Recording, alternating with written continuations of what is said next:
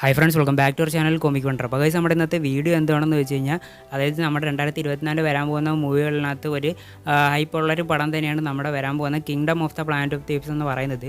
Already ഇതിനൊരു 3 movie വന്നിട്ടുണ്ട്. നിങ്ങൾക്ക് എല്ലാവർക്കും അറിയുന്ന പടം തന്നെയാണ്. അതായത് നമ്മുടെ rise of the planet of thieves, അതേപോലെ തന്നെ dawn of the planet of thieves, last വന്നിട്ടുള്ള war for the planet of thieves. ഇതിന് സീക്വലായിട്ട് ഒരു 4th പാർട്ട് മൂവി വരുമെന്ന് അങ്ങനെ ആരും അധികം പ്രതീക്ഷിച്ചിട്ടില്ല. പക്ഷേ ഒരു 4th പാർട്ട് മൂവിയാണ് ഇപ്പോൾ വരാൻ പോകുന്നത്. ഓൾറെഡി അതിൻ്റെ ട്രെയിലറും കാര്യങ്ങളൊക്കെ, ഫസ്റ്റ് ടീസറും ട്രെയിലർ അവർ റിലീസ് ചെയ്തിട്ടുണ്ടായിരുന്നു. ട്രെയിലർ ഉടനെ വരുമെന്ന് തന്നെ പ്രതീക്ഷിക്കാം. അതിൻ്റെ കൂടെ തന്നെ അവർ കുറേ പുതിയ ഫസ്റ്റ് ലുക്ക് സംഭവങ്ങളൊക്കെ റിലീസ് ചെയ്തിട്ടുമുണ്ട്.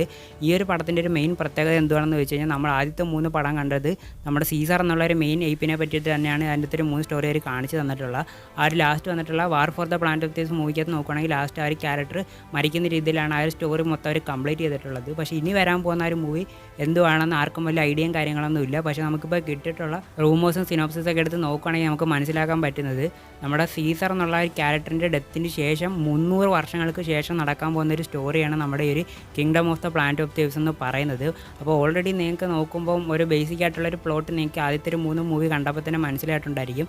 അതായത് നമ്മുടെ ഹ്യൂമൻസ് ഒരു മരുന്ന്, അല്ലെങ്കിൽ നമ്മുടെ അൾഷിമേഴ്സ് എന്നുള്ളൊരു രോഗത്തിന് വേണ്ടി മരുന്ന് കണ്ടുപിടിക്കുന്നതിൻ്റെ ഇടയിൽ ഒരു ആക്സിഡൻ്റ് ഒരു വൈറസ് ഉണ്ടാവുകയും ആ ഒരു വൈറസ് മനുഷ്യരെ മൊത്തം ബാധിച്ച് മനുഷ്യരുടെ പോപ്പുലേഷൻ മൊത്തം കുറയുന്നതായിട്ടാണ് നമുക്ക് അതിനകത്ത് കാണാൻ പറ്റിയിട്ടുള്ളത്. പക്ഷേ ആ ഒരു വൈറസ് നേരെ ചിമ്പാൻസി അല്ലെങ്കിൽ ഏപ്സിൻ്റെ സൈഡിലോട്ട് നോക്കുകയാണെങ്കിൽ അവർക്ക് ബ്രെയിൻ ഡെവലപ്മെൻറ്റ് അല്ലെങ്കിൽ ഇൻ്റലിജൻസ് കൂടാൻ പറ്റുന്ന രീതിയിലുള്ളൊരു മ്യൂട്ടേഷൻ അവരുടെ ഉള്ളിൽ സംഭവിച്ചിട്ടുണ്ടായിരുന്നു. അപ്പം അവരുടെ തലമുറകളാണ് ഇവോൾവ് ആയിട്ട് ഈ ഒരു 3 പടത്തിനകത്തും കാണിച്ചിട്ടുള്ളത്. അപ്പം ഏപ്സിന് വേണ്ടി നല്ല രീതിക്ക് ഫൈറ്റ് ചെയ്തിട്ടുള്ള ഒരു കിടിലൻ ക്യാരക്ടറാണ് നമ്മുടെ സീസർ എന്നുള്ള ആ ഒരു ക്യാരക്ടർ. അപ്പം ഈ ഒരു ക്യാരക്ടറിൻ്റെ ഡെത്തിന് ശേഷം ഇനി ആ ഒരു ക്യാരക്ടറിൻ്റെ മക്കളായിട്ടുള്ള 2 ക്യാരക്ടറിനെ ആ ഒരു 3ാമത്തെ പടത്തിൽ കാണിച്ചിട്ടുണ്ടായിരുന്നു. അപ്പം ആ മക്കളായിട്ടുള്ള ചിമ്പാൻസിനെ ബേസ് ചെയ്തിട്ടാണോ ഇനി വരാൻ പോകുന്ന ആ ഒരു kingdom of the planet of thieves movie വരാൻ പോകുന്നതെന്ന് പലർക്കും ഡൗട്ട് കാണും. പക്ഷേ ഇപ്പം നമുക്ക് ഒഫീഷ്യൽ ആ ഒരു മൂവി സൈഡിൽ നിന്ന് വന്നിട്ടുള്ള ഒരു അപ്ഡേറ്റ് അനുസരിച്ചിട്ട് നമ്മുടെ സീസറിനെ റിലേറ്റ് ചെയ്തിട്ടുള്ള പല ചിമ്പാൻസികളുടെയും ആ ഒരു തലമുറ കഴിഞ്ഞ് 300 വർഷം, അത്രയും ജനറേഷന് ശേഷമുള്ള ഒരു ചിമ്പാൻസിനെ ഫോക്കസ് ചെയ്തിട്ടാണ് ഇതിൻ്റെ ഒരു സ്റ്റോറി കാണിക്കാൻ പോകുന്നത്. അപ്പം ആ ഒരു മെയിൻ ചിമ്പാൻസി അല്ലെങ്കിൽ ആ ഒരു ഏപ്പിൻ്റെ പേരെന്ന് പറയുന്നത് നോവ എന്നാണ് ഈ ഒരു പേര് കൊടുത്തിട്ടുള്ളത്. അപ്പോൾ എന്തായാലും ഇനി വരാൻ പോകുന്ന ഈ ഒരു മൂവിക്ക് ശേഷം, അതായത് kingdom of the planet of thieves എന്നുള്ള ഈ ഒരു പടത്തിന് ശേഷം ഒരു 2 മൂവിയും കൂടെ എക്സ്ട്രാ വരുന്നുണ്ട്. അതിന് മെയിൻ റീസൺ ഉണ്ട്. അതായത് നിങ്ങൾക്ക് അറിയാവുമെന്ന് എനിക്കറിയത്തില്ല, 2001 ഒരു പ്ലാനറ്റ് ഓഫ് തീവ്സ് എന്നുള്ളൊരു മൂവി വന്നിട്ടുണ്ട്. അത് അത്യാവശ്യം ടൈം ട്രാവൽ കോൺസെപ്റ്റിലേക്കാണ് ആ ഒരു പടം വന്നിട്ടുള്ളത്. ആ ഒരു പടം എന്ന് പറയുന്നത് അത്ര പെർഫെക്റ്റ് ഒന്നും അല്ലെങ്കിൽ അത്യാവശ്യം ഓക്കെ എന്നുള്ള രീതിയിലുള്ളൊരു പടം തന്നെയാണ്. പക്ഷേ ആർക്കും അറിയാത്തൊരു സത്യമുണ്ട്. അതായത് ഈ ഒറിജിനൽ പ്ലാനറ്റ് ഓഫ് തീവ്സ് എന്നുള്ളൊരു മൂവി ഇറങ്ങിയത് 1968 ഇറങ്ങിയിട്ടുള്ള ആ ഒരു പടം തന്നെയാണ്. അതായത് ഈ ഒറിജിനൽ ടൈം ട്രാവൽ കോൺസെപ്റ്റും കാര്യങ്ങളൊക്കെ വെച്ച് കിഡിലുമായിട്ട് കാണിച്ചിട്ടുള്ള ഒരു മൂവി ഫ്രാഞ്ചൈസി 1968 മുതൽ 1974 വരെ ടോട്ടൽ 5 മൂവിയായിട്ട് അവർ റിലീസ് ചെയ്തിട്ടുണ്ട്. അപ്പം ആ ഒരു സംഭവം അങ്ങനെ ആർക്കും അറിയത്തില്ല. ആ ഒരു സ്റ്റോറിയിലോട്ടാണ് നമ്മുടെ kingdom of the planet of thieves എന്നുള്ള ഈ ഒരു പടം മുതൽ അവർ സ്റ്റാർട്ട് ചെയ്യാൻ പോകുന്നതെന്ന് നമുക്ക് മനസ്സിലാവും. ഓൾറെഡി നമ്മുടെ ഈ rice of the planet of thieves, അതായത് നമ്മുടെ സീസറിനെ ബേസ് ആയിട്ടുള്ള ഒരു സ്റ്റോറി എന്ന് പറയുന്നത് ഒരു റീബൂട്ട് സ്റ്റോറി തന്നെയാണ്. അതായത് ഇച്ചിരി കൂടെ റിയലിസ്റ്റിക് ആയിട്ടാണ് ഈ ഒരു പടം അവർ ചെയ്യാൻ പോകുന്നത്. അപ്പം അതിൻ്റെ കണ്ടിന്യൂവേഷൻ വെച്ചിട്ട് ഈ പണ്ടത്തെ ആ ഒരു ടൈം ട്രാവൽ കോൺസെപ്റ്റും കാര്യങ്ങളൊക്കെ വെച്ചിട്ട് ഇനി വരാൻ പോകുന്നുണ്ടെന്നൊക്കെ പല റൂമേഴ്സും കാര്യങ്ങളൊക്കെ വരുന്നുണ്ട്.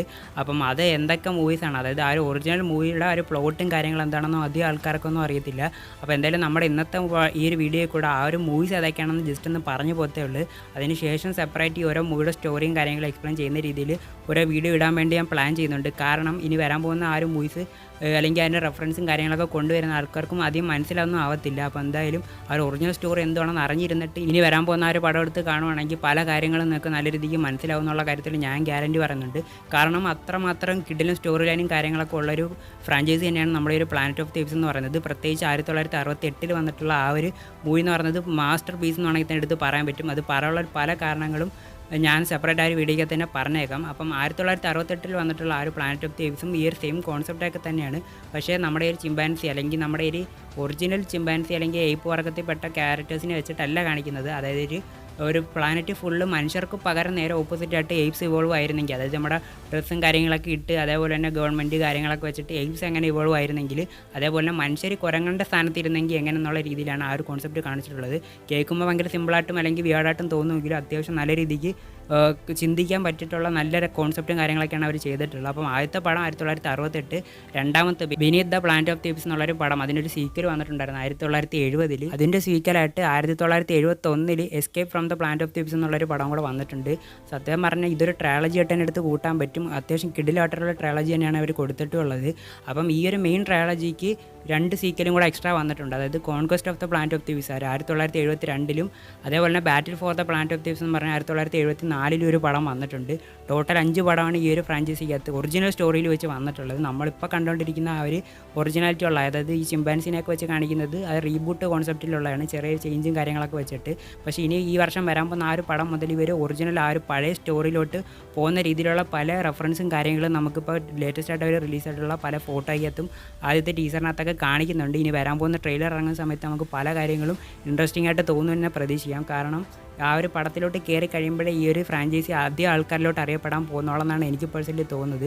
കാരണം ഇതിപ്പോൾ അണ്ടർറേറ്റഡ് ആയിട്ടുള്ളൊരു ഫ്രാഞ്ചൈസി ആയിട്ടാണ് എനിക്ക് പേഴ്സണലി തോന്നുന്നത്. കാരണം ഇത്രയും കിടിലൻ സ്റ്റോറിയും കാര്യങ്ങളൊക്കെ ഉണ്ടായിട്ടും ആദ്യം ആരിലോട്ടൊന്നും എത്തിപ്പെട്ടിട്ടില്ല. അപ്പോൾ തീർച്ചയായിട്ടും നമ്മൾ ഓരോ നെക്സ്റ്റ്, അതായത് 1968 വന്നിട്ടുള്ള ഒരു മൂവി മുതൽ ആ ഒരു ടോട്ടൽ 5 മൂവീസിൻ്റെ സ്റ്റോറി നിങ്ങൾക്ക് തീർച്ചയായിട്ടും മനസ്സിലായി കഴിയുവാണെങ്കിൽ നിങ്ങൾക്ക് തീർച്ചയായിട്ടും നല്ലൊരു ഹൈപ്പ് ഈ വരാൻ പോകുന്ന ഒരു പടത്തിനകത്ത് കിട്ടും എന്നുള്ള കാര്യത്തിൽ ഞാൻ ഗ്യാരണ്ടി പറയുന്നുണ്ട്. അപ്പോൾ എന്തായാലും നമുക്ക് നെക്സ്റ്റ് വീഡിയോ തൊട്ട് ഇതിൻ്റെ ഡീറ്റെയിൽ കാര്യങ്ങളിലോട്ടൊക്കെ പോയേക്കാം. അപ്പോൾ എന്തായാലും ഇനി കൂടുതൽ പറഞ്ഞ് വലിച്ചു നീട്ടുന്നില്ല.